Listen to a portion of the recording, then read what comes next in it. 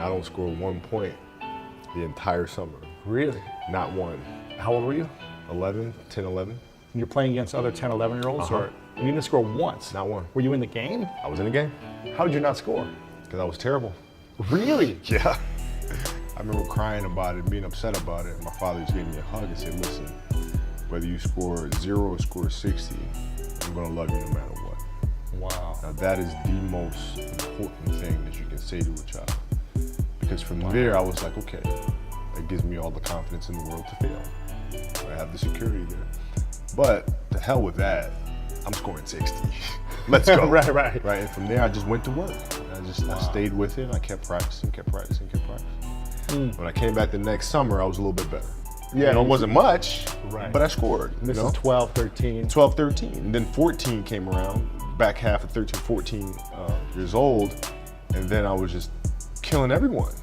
And it happened in 2 years. And I wasn't expecting it to happen in 2 years, but it did, because what I had to do was work on the basics and the fundamentals.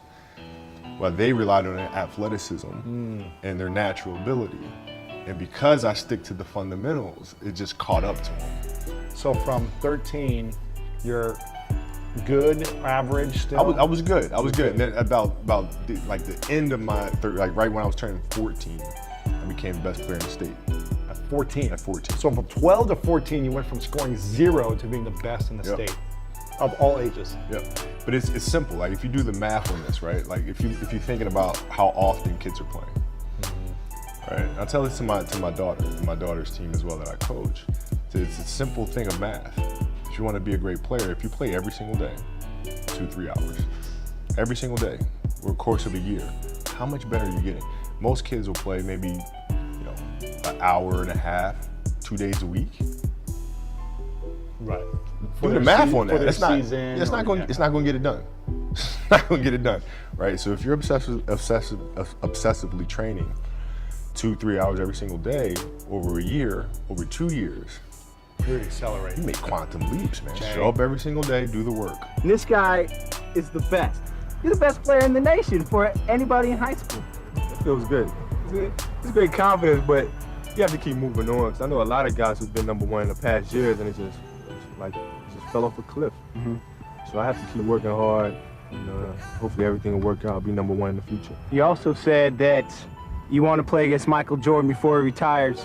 He's only got probably 3 or 4 more years left, so. I know he's an old guy. He's an old guy.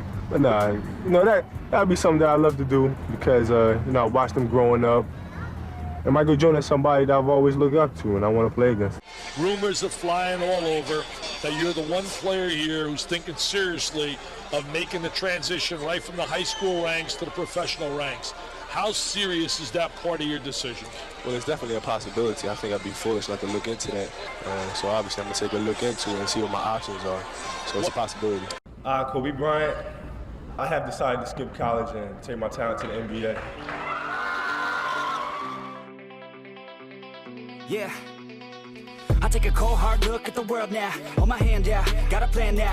I'ma help be the change cause I can now. Here I stand now, take my hand now. No pain, no gain, no shame. Work hard, play hard, okay. I think I get it now, don't wanna let them down. I'ma take the ground and speak my mind out loud. Here I go, proud of my notes. Teach them what I wrote, teach them all the hope. Keep them on the road to the dream. All I need is a team, build your own self-esteem. You can do anything, prove everything. Say what you mean and believe in your dream. Find that thing that you love, that you really wanna be. And don't give up till you've given absolutely everything. Yeah. Give me a chance now to prove that you're something in your own head. All these thoughts you're confronting, we've all been there when you feel like you're nothing. Shut that shit down, crush those thoughts and just trust me. Confidence comes from preparation. When I prepare, I know what I'm capable of doing, I know what I'm comfortable doing, and I know what I'm not comfortable doing. So when the game's on the line, I'm not asking myself to do something that I haven't done thousands of times before. And so in those moments, if it looks like I'm ice cold or not nervous, it's because I've done it thousands of times before. And so it's one more time.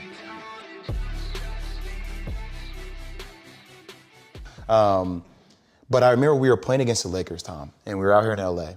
And, look, I always try to outwork people, right? That's just how I made my mark. So the game was at 7. I was like, you know what? I'm going to come to the Staples Center because we're playing. This is when the Lakers had Kobe and Shaq. Right. Okay, this is like the championship Lakers. was like, I'm gonna get there at 3 o'clock, and I wanna make sure I make 400 made shots before I go back into the room, and then I sit in the sauna and I get ready for the game. So, get in the car, get to the gym, get there, and as I'm walking onto the court, who do I see? I see Kobe Bryant, already working out. And I'm like, okay, it's kind of cool. It's Kobe. What's up, Kobe?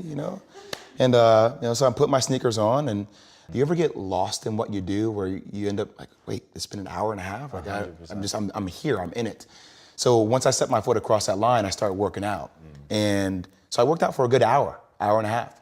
And when I came off after I was done, I sat down, and of course I still heard the ball bouncing. I looked down, I'm like, this guy's still working out. He was working out for it looks like he was in a dead sweat when I got here. Right. And he's still going. And it's not like his moves are nonchalant or lazy. He's doing like game moves, right.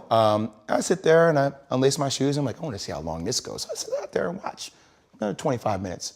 And he got done. I was like, okay, I think I've seen enough. Go play, come back, get in the sauna, get ready for the game. That game, he drops 40 on us, wow. Okay?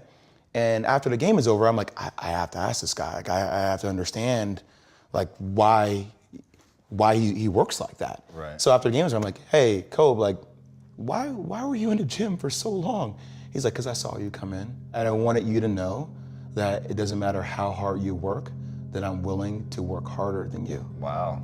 And he's like, there's nothing wrong with that. Like, I'm not saying I dislike you as a person. You inspired me to be better. Right. And it was the first time I started to see this level of competitiveness where I said, I need to start doing more. Right. Wow. My philosophy was a very simple one. And this is where I think film plays a big part of my life. Rudy was one of my favorite films growing up. Right? And if you guys haven't seen Rudy, I suggest you watch Rudy. After watching that film, I come to understand if I could work that hard every day, with being blessed with the physical tools that I have, what would my career be?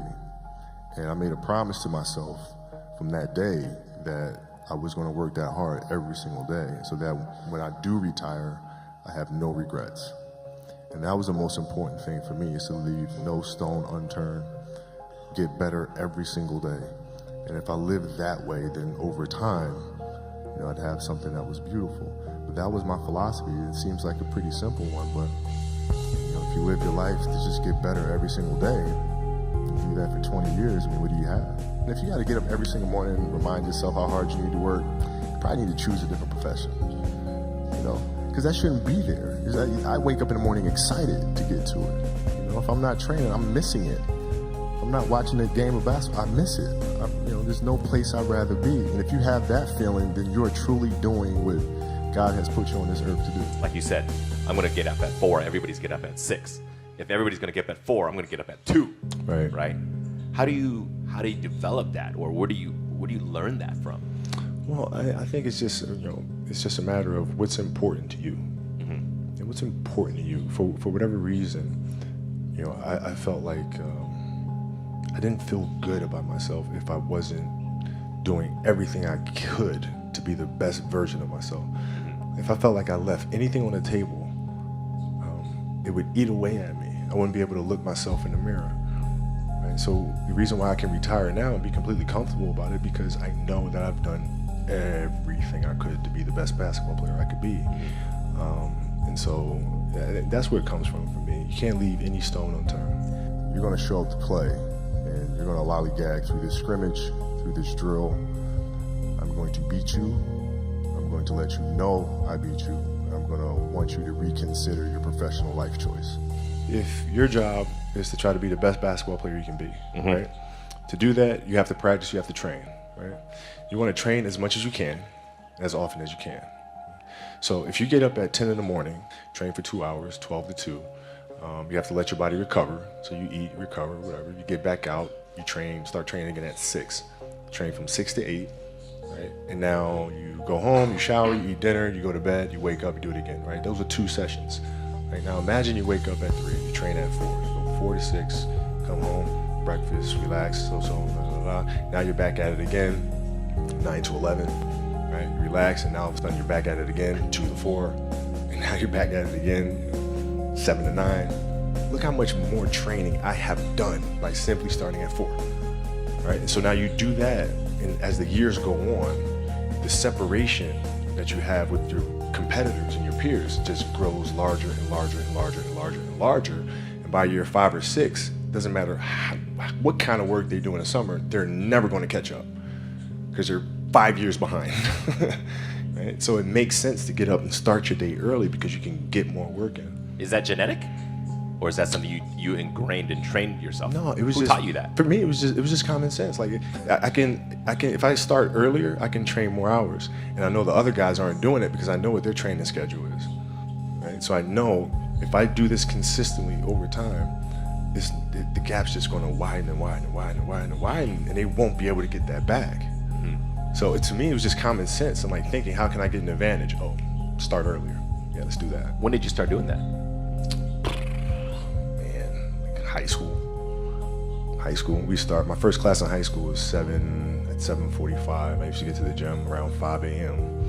and I'd play before school. You know, the idea is a very simple one, and you know, the Mamba mentality simply means trying to be the best version of yourself. That's what the mentality means. It means every day, you know, you're trying to become better. And it's a constant quest. It's an infinite quest. So starting at the age of 2, when I first started playing the game, and on and on and on, I always ask questions. I always try to get better every single day, learn more. What does losing feel like to you? It's exciting. Why is it exciting? Because it means you have different ways to get better. There's certain things that you can figure out that you can take advantage of, right? Certain weaknesses that were exposed that you need to shore up, right? So it was exciting. I mean, it sucks to lose. Right. But at the same time, there are answers there if you just look at them. Because you get the information from losing more than from winning, probably. Yeah. I mean, the answers are there when you win too. You just have to look at them. Yeah. Right. So it's a constant process. It's exciting when you win. It's exciting when you lose because the process should be exactly the same, whether you win or you lose. As you go back and you look and you find things that you could have done better. You find things that you've done well that worked. You figure out how did they work, why did they work, how can you make them work again. Yeah. And but the hardest thing is to face that stuff. You know, the mistakes that you've made in that game, you have to do the hard stuff and watch that game and study that game to not make those mistakes over and over again just because you weren't brave enough to face it. You got to deal with it. Face it. Got to deal with it. Face it, learn from it. And what was your routine and ritual like after every game? Would you watch almost every game over or certain games? All of them. Every game you watch? Every game. The whole game back? The whole game. No way. Yeah. We're watching the start of the game to gosh. the end of the game. And not like the TV feed. We're watching the in-arena feed. The layup line, the timeouts. Oh my gosh. Yeah. Rewinding, stopping, fast forward, rewinding, slow motion, every little thing, every game of that season. That's one of the keys, you think? It's like if you're not watching film, whether it be as a speaker on stage or a performer and a musician, if you're not watching yourself back. You gotta learn, man. I mean, Beyonce's same thing. Really? After a performance, she's immediately on her laptop rewatching the performance. No way. Yes, seeing how to do things better. What could we have done differently? Right? I mean, it's an obsessiveness that comes along with it. You want things to be as perfect as they can be, understanding that nothing is ever perfect. But the challenge is try to get them as perfect as they can be. And what can you do? It's in your control. So control what you can. I can watch film all day long. It's going to help me get better. Yes. I played a lot of different sports, but nothing brought me the sense of peace and of escape, you know, that the game of basketball did. You know, the smell of like brand new sneakers and like the sound the ball makes when it hits the ground, and the ball going through the net, like all those things I love. And so the passion comes from that, because once you have that love, you just want to be a part of this thing all the time. How do kids find that passion then? I think as parents, we try to put them in different things, try to expose them to as many things as possible, and then see if there's one thing that connects with them. You know, because if it does, you don't have to tell them to do it.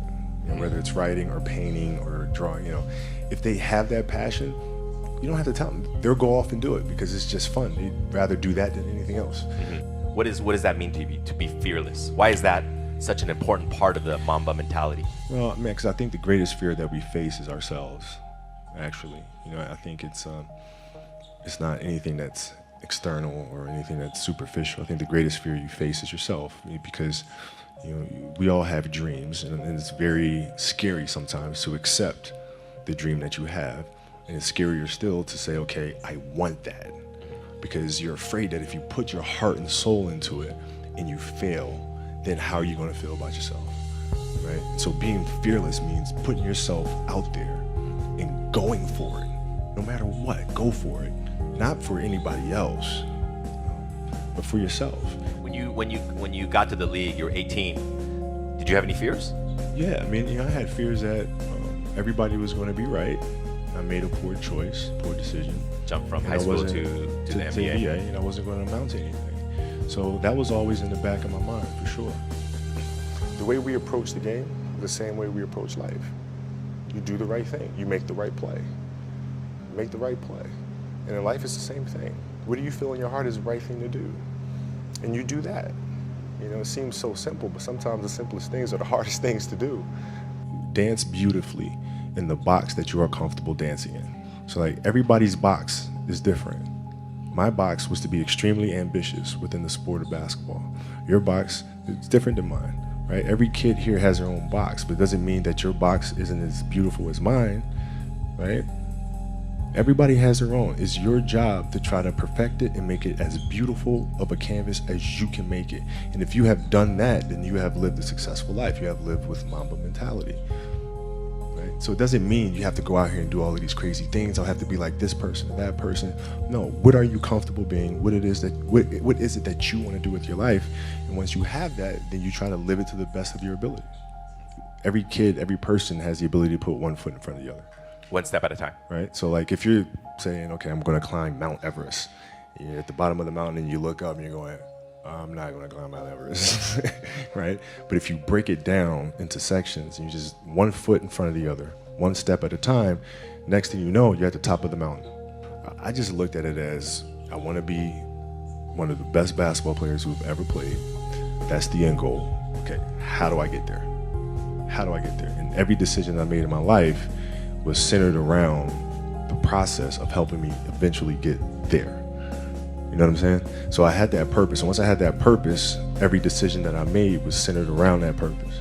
You look back upon it now, where do you see yourself? Did you do everything you wanted to do? Did you become the best basketball player?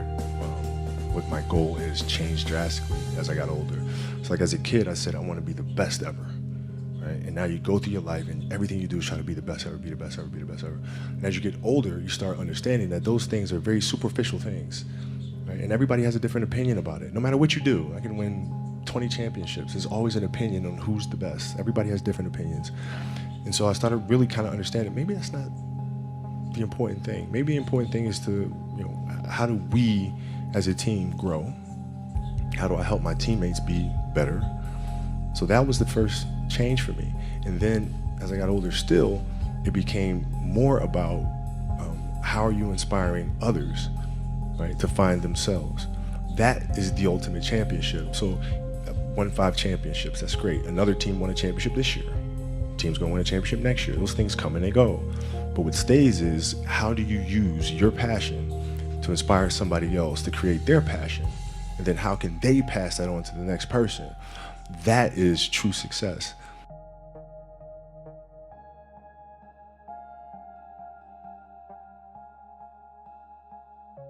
We're here to celebrate greatness for 20 years. Excellence for 20 years. The other forward for the final time, number 24 on the floor, 6'6". High school, 5-time world champion, Kobe Bryant. Close out Kobe Bryant's career with a win and one of the great farewell performances in any sport. Man, You know, it's, I can't believe how fast 20 years went by. I mean, this is crazy. And no words can describe how I feel about you guys. And thank you from the bottom of my heart. God, I love you guys. And I love you guys. And Mamba out.